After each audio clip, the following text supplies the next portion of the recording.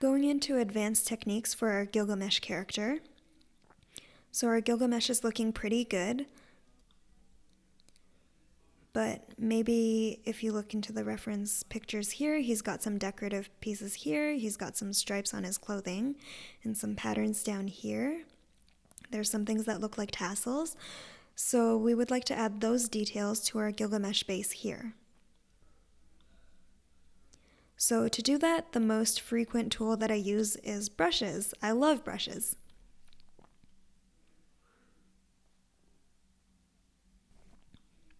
The first thing that I'm going to tackle are the tassels that Gilgamesh has. So let's say I want to line the bottom of this piece of cloth with tassels. I'm going to select it and then Option Shift drag down. That creates an exact duplicate of the object right below it.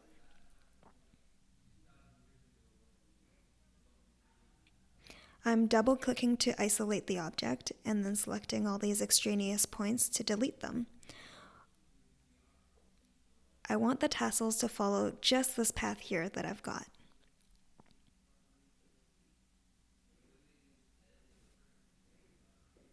The first thing I've got to do after I've got the path is create the brushes.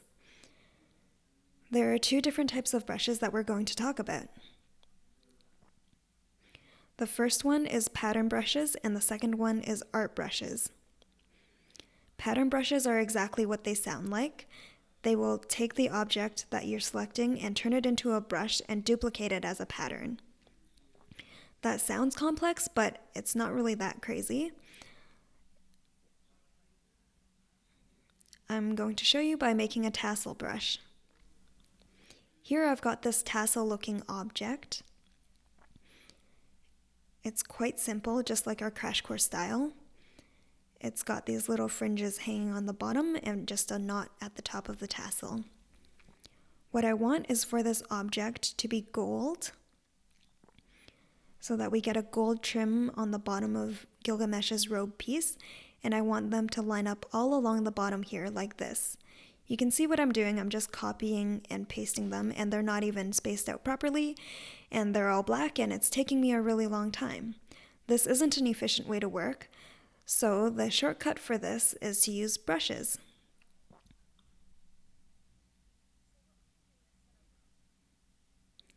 So what we can do instead of copying and pasting like a crazy person is to select this object and drag it into the brushes panel. If you don't see the brushes panel, go to Windows and select brushes right here.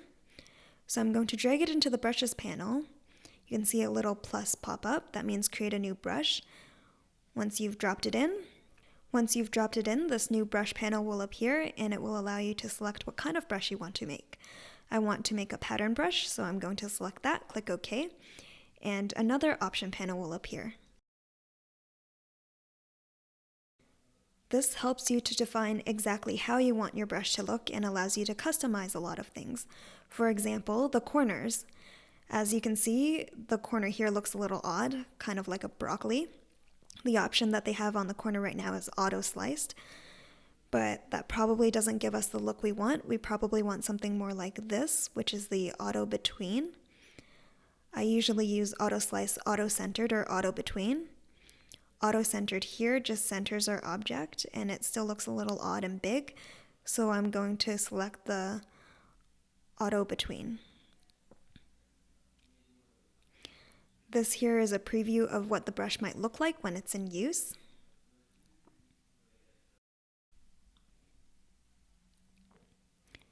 So now we're going to look under colorization. So I mentioned that I want the tassels to be gold, but I've dragged in a black object. What we're going to do is select the colorization method tints. This will allow the brush to pick up the stroke color of the path that we've selected. So instead of having the brush black like it is in the preview, it will pick up whatever stroke color that we've applied to the path that we're applying this brush to. So click OK. Now we have our new brush down here.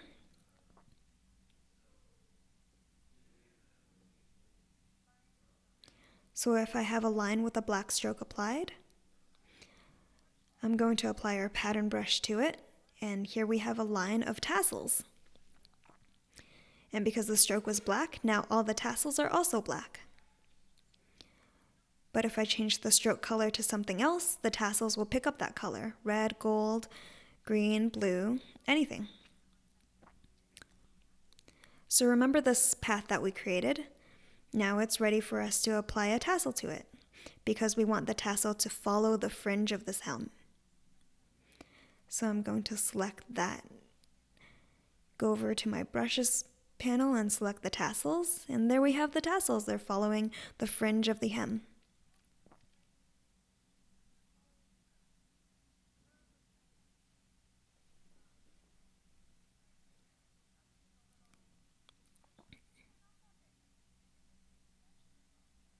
The tassels look a little big, but according to the reference, the original tassels are pretty big as well, so I'm just going to leave them. So I want these tassels to match the gold over here, so I'm going to use my eyedropper tool, eyedropper that, and then bring that back to 1 point.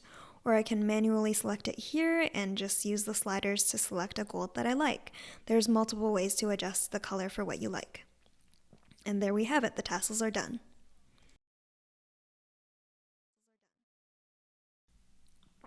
So the brushes give you a lot of freedom to create more decorative and detailed objects on your clothing.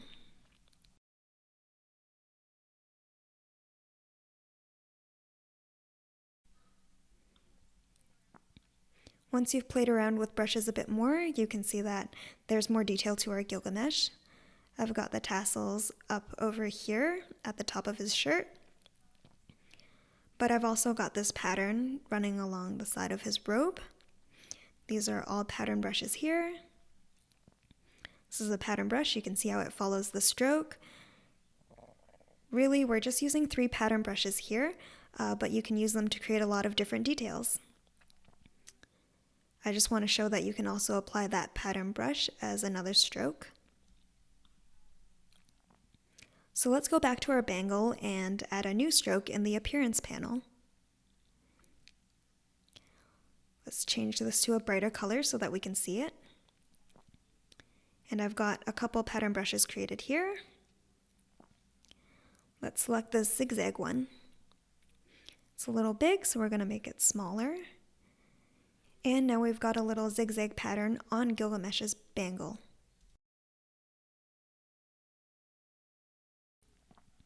So I'm just changing the colors so it doesn't harass our eyes as much. And there we go. So this bangle is all one stroke, remember? So if you click one part of it, it all goes together. The nice part of it is, if I want to change the stroke or adjust it in any way, I just have to change the 1 point and all of those strokes that have been applied will go with it. So it seems like a lot of work at first, and it might seem easier to just copy and paste your stroke, but in the long run it saves you a lot of time.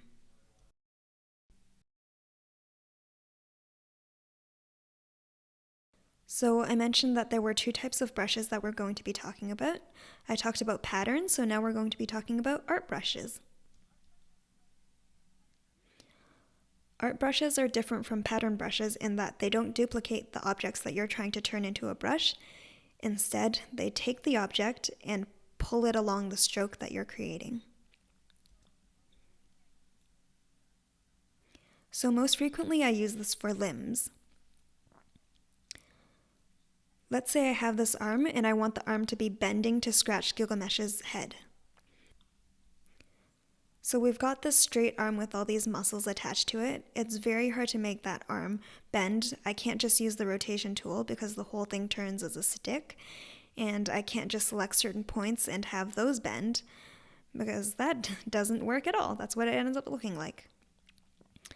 I can even try adding a point to the middle of that arm and maybe seeing if it'll go, but even then it looks a little weird. So the art brush is really good for solving that problem. So let's select this arm and turn it into an art brush. The first thing we want to do is make sure that it is exactly horizontal.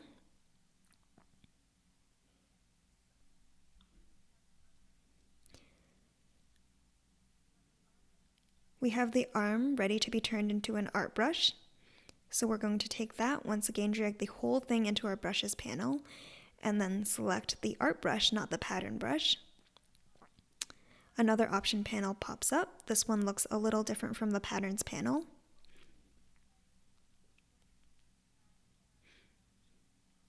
Mostly I look at the directions panel here. That dictates how Illustrator will drag the arm along the path.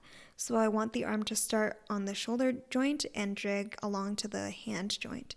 And so that's the direction that I've selected the path to go along. But if I would like to draw the arm from the wrist up, I could select the opposite direction. Again, there's the colorization option, but since my arm is the correct color, I don't need to play with that. I'm going to select OK, and now we have a new arm brush. So now I'm going to move the old arm because I don't want that. And I'm going to draw a line that follows the path that I want the arm to take. So there I have it, but it has a fill applied to it. I don't want that, so I'm going to take that out. Now that I have the path selected, I'm going to go to the brushes panel, find the arm and click that, and it's applied the arm brush to it. And see how it's applied the arm along the path, so it's smooth. It doesn't give you any of those weird bending that we were getting before. When I adjust the handles for this path, it just moves the arm. Because the crash course style is simple and very flexible and doesn't require complete anatomic accuracy, this arm doesn't have to bend exactly perfectly like a regular arm does. And so this brush works really well for this style. It allows the arm to be bubbly and cute just the way we like it.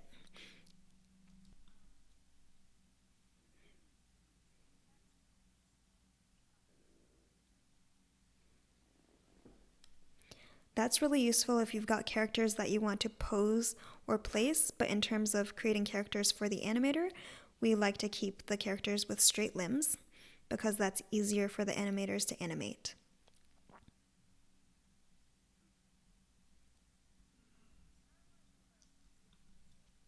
So now I want to talk about custom stroke width, and the example I'm going to use are the wrinkles on Gilgamesh's face. So far we've only really talked about applying a stroke to a path and how wide that stroke can be. But you can actually adjust the weight of the stroke at different parts of the path. Let's say I want the stroke to be really thin at the front here, and then get really fat in the middle and get really thin again at the end. I can use that using the width tool.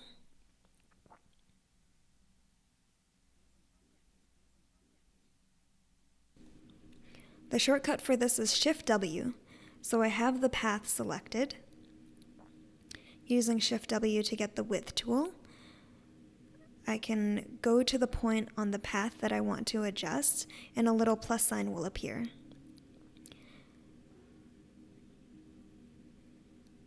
When I click and drag, this will allow me to adjust the thickness of the stroke.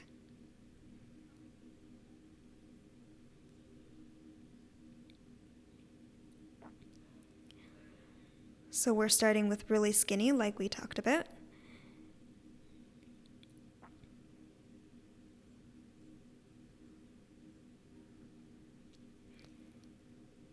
And then we can go to the middle. We can click and drag to get something really thick, and then manipulate the point at the end again to get something really thin. You can also apply a stroke profile to your path. If you go to the stroke panel at the bottom, there's a bunch of different profiles. You can even create custom ones, like you can see I've got here. These are some custom profiles that I've used. That one was used for a table leg.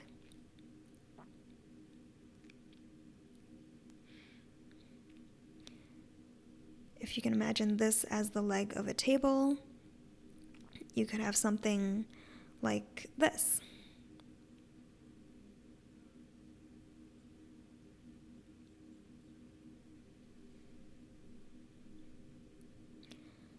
Typically where I use these custom stroke weights on a character is where we've got wrinkles.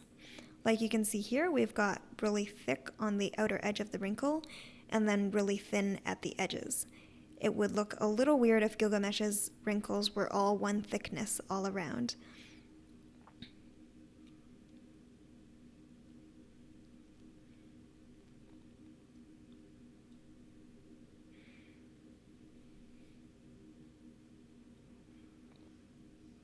The last thing we're going to talk about for advanced techniques is effects. So I'm going to show you how to use the feather effect. I sometimes like to use this when I create shadows. So let's create a layer at the very bottom of the character. We'll call it shadow.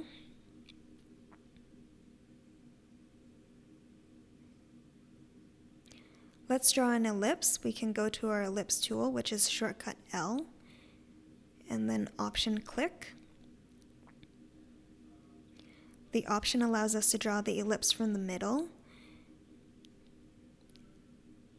and we'll drag it out to something that looks like that and apply a darker color to it for the shadow.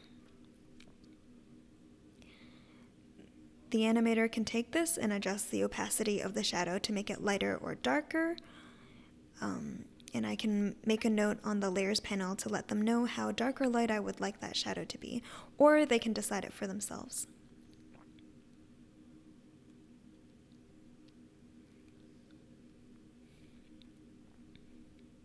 The reason I want to apply an effect to this is because the shadow right now has a really hard edge, and that looks a little unnatural. Shadows generally gradate into nothing, so I'm going to select the ellipse shadow and go to our effects panel. I'm going to select the stylize and then feather effect, and this will feather the edges of the object that we've selected. I'm going to up the opacity so you can see what's happening. And go into preview mode. You can see how the edges are blurred. I can select how much I want the feathering to go. And if it's too high, it will blur into nothingness. But I'm going to select a 25 pixel blur and click OK. So there it looks like Gilgamesh is now standing on a little shadow. We've lowered the opacity so it looks a little more natural.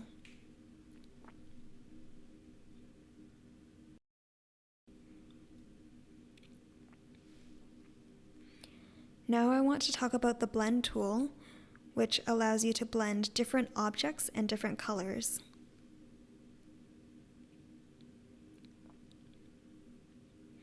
The blend tool is fairly useful in both character creation and landscape creation, which will be a different tutorial. To demonstrate this, I'm going to use two rectangles.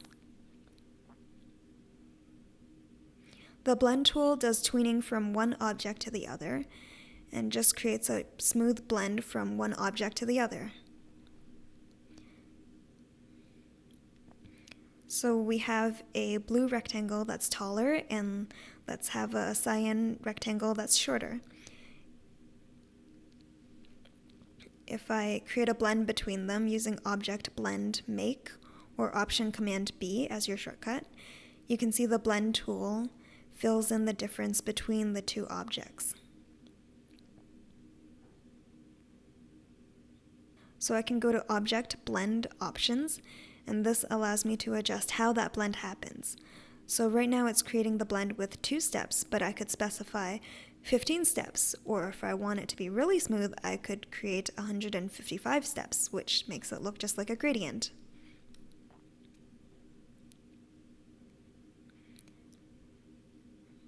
There are different objects for how that blend happens, but I primarily use specified steps, which I find gives me the most control.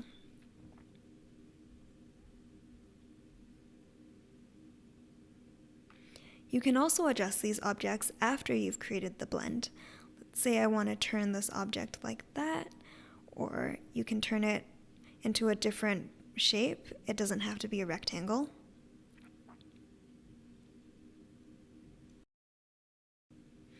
How we're going to use this tool on Gilgamesh is to use it to create these little stripes that he has on his torso. So we'll copy and paste the robe and bring it over here so we can see.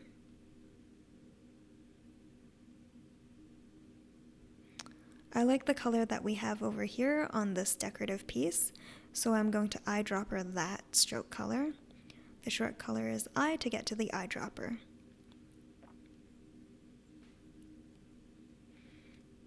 So what I want to do is create the stripes across his torso. I know that the first stripe I want is across the left side of his torso here.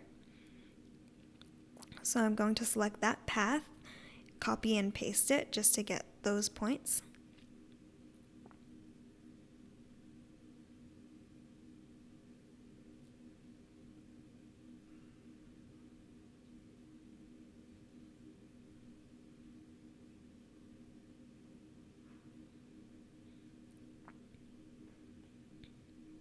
So now that we have the path on one side, we're going to copy it onto the other side using the reflection tool, and we can create a blend across those two strokes.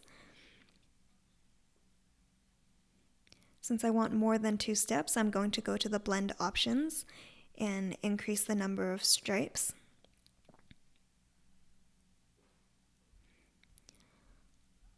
Let's move those stripes back across the body to see if that looks okay, and I think that looks pretty good.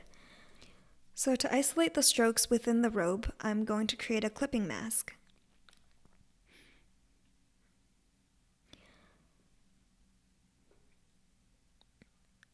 I'm going to make a copy of the robe and then select the stripy objects. I'll bring it over here so we can see, and then create a clipping mask.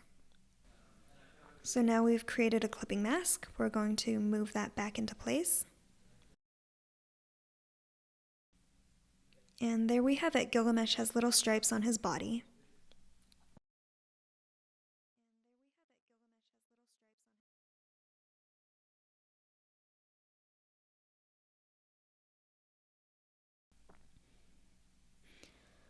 So now we're going to talk about layering. Let's say we have all of our objects on the same layer. What happens is, when the animators work, they can only move things separately if they are in separate layers.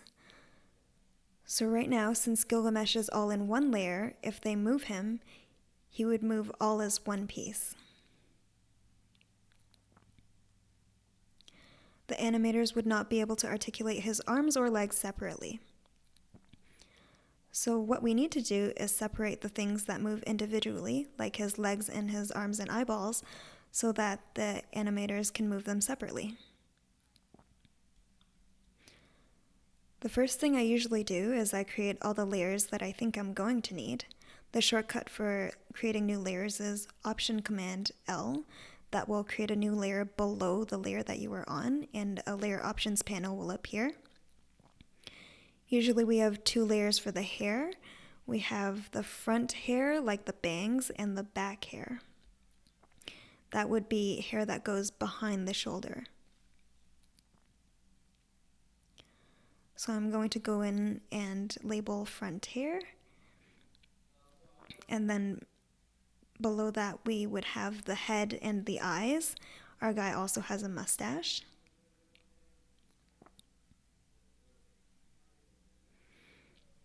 Going to add the body, and then the left arm and the right arm, because the arms move separately, so they each need their own layer.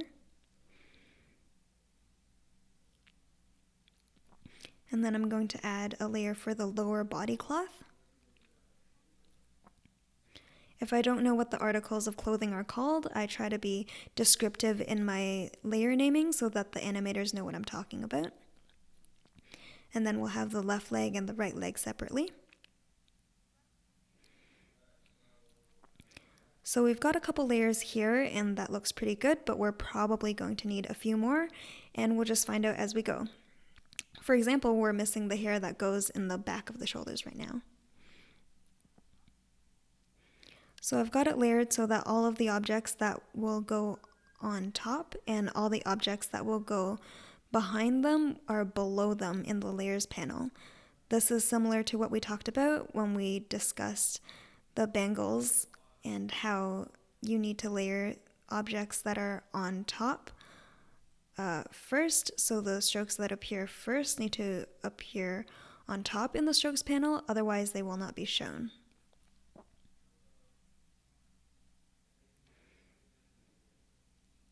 So now we've got to separate all these things into separate layers, and this is where grouping comes in handy.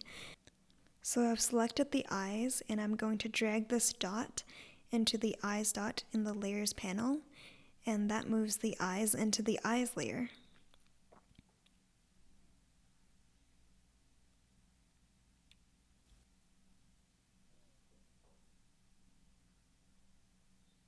I'm going to do the same thing for the mustache, taking the nose with him, but you can also create your own layer for the nose.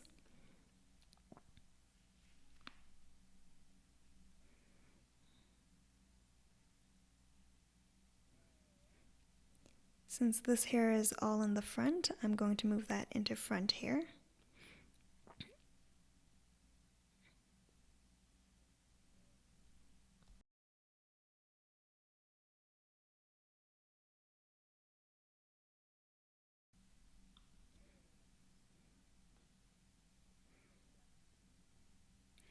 So now, as you can see, we've separated things out into their own layers.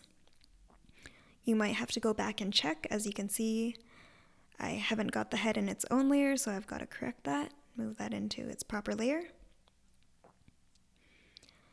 I've noticed that we're missing a layer for this back piece of cloth. So I'm going to add that before the shadow, but behind the legs. And we're going to put those two objects inside that layer.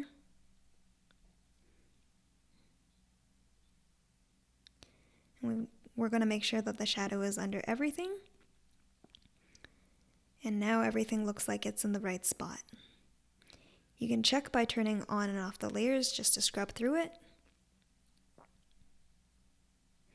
One thing that we sometimes like to separate out are the wrinkles.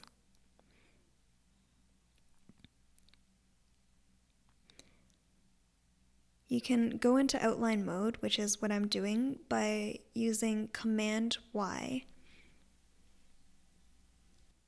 Sometimes when we use facial expressions, it's nice to have those wrinkles separated so that the animators can really work with them. Another thing that the animators sometimes like for us to separate are these tassels that we made before. Depending on how much detail is going to go into the movement of this character, having these tassels separated will just allow the character to look more alive if the tassels move separately from this entire piece of cloth. So I'm going to create another layer for this tassel and put it underneath the cloth layer. So now everything is layered and ready for animation.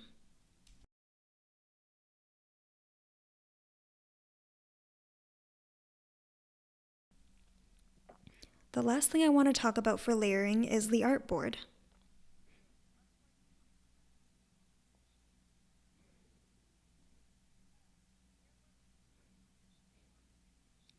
The artboard becomes a composition for an animation, so anything that needs to be animated can only go to the edge of an artboard.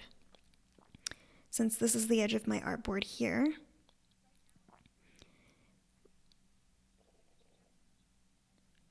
right now it seems okay because Gilgamesh just touches the edge of the artboard. Unless his arm comes flying off, it doesn't seem like there's a need to extend the edge of the artboard. But let's say Gilgamesh can throw fireballs. Let's give him a fireball here.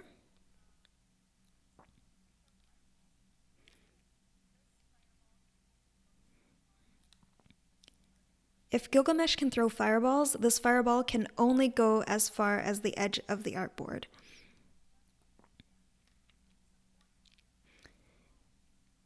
If we want him to be able to throw the fireball really far, we'll need to extend the artboard so that the animators can make the fireball move all the way across.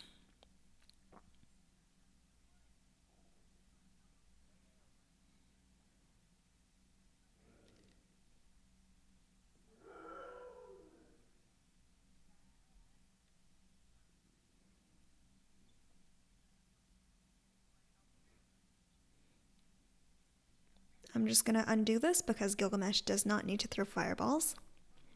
And the last thing to do is save. Always make sure you're saving.